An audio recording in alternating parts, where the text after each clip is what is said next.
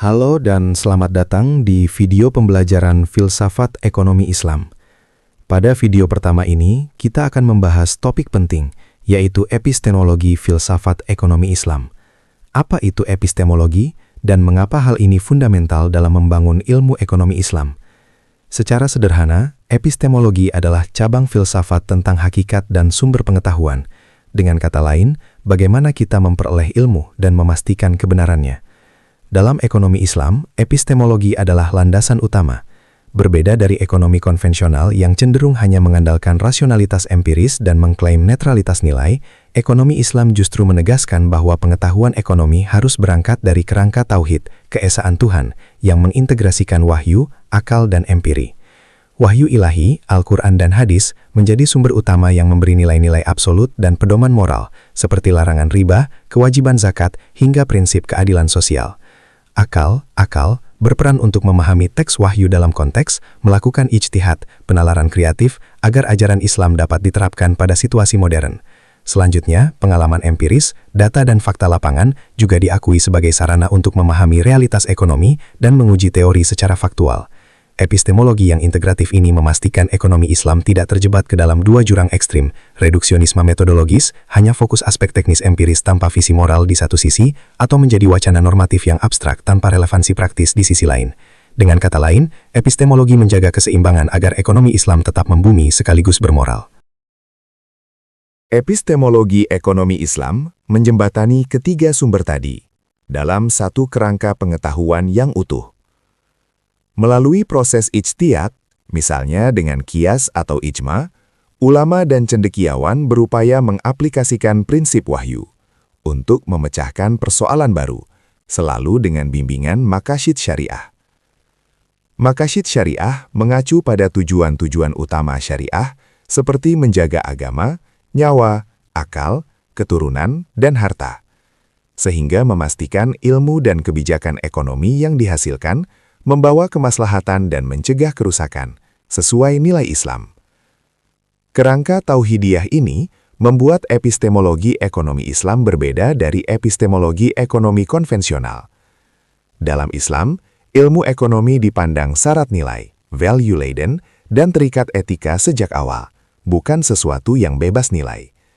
Paradigma ini sering disebut paradigma Rabbaniyah, ketuhanan, di mana semua upaya keilmuan berlandaskan kesadaran akan peran Tuhan. Bandingkan dengan paradigma positivistik di ekonomi umum yang memisahkan moral dari analisis. Misalnya, ekonomi konvensional mengenal konsep homo economicus, manusia yang diasumsikan selalu mengejar kepentingan pribadi. Epistemologi Islam menawarkan konsep alternatif homo islamicus, manusia yang tetap rasional namun dibimbing oleh nilai religius dan tanggung jawab sosial. Dengan kata lain, perilaku ekonomi dalam Islam tidak hanya didorong oleh keuntungan materi, tapi juga oleh tujuan moral dan spiritual, falah, yakni kesejahteraan dunia akhirat. Implikasinya, penelitian dan analisis dalam ekonomi Islam tidak cukup hanya menjelaskan apa yang terjadi, tetapi juga mengarahkan apa yang seharusnya menurut etika Islam dan bagaimana caranya mencapai tujuan tersebut. Contohnya, dalam mengkaji kemiskinan, seorang ekonom Islam tentu akan mengumpulkan data dan menganalisis penyebab kemiskinan sebagaimana ekonom lain. Namun, ia melangkah lebih jauh dengan mengevaluasi apakah tatanan ekonomi yang ada sudah memenuhi prinsip keadilan sesuai ajaran Islam.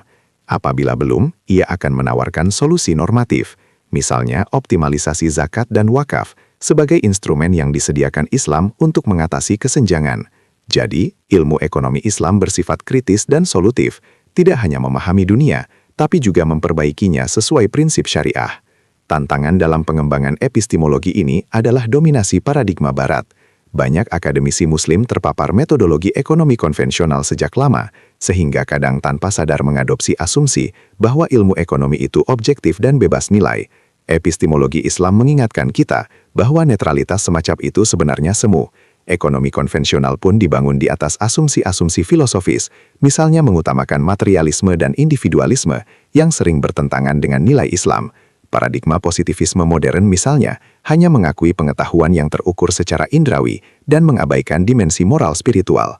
filsafat ekonomi Islam mengkritik pendekatan sempit tersebut dengan memasukkan variabel etis sebagai bagian inti analisis keilmuan. Ibaratnya, ekonomi Islam menganut moral choice theory, bukan sekedar rational choice theory yang materialistik. Karena itu diperlukan sikap selektif. Metodologi modern yang bermanfaat boleh diadopsi, tetapi harus disaring dengan filter tauhid dan etika Islam. Prinsip ini memastikan kita tidak sekedar menempelkan label Islam pada teori Barat, melainkan benar-benar membangun teori ekonomi yang sesuai roh Islam.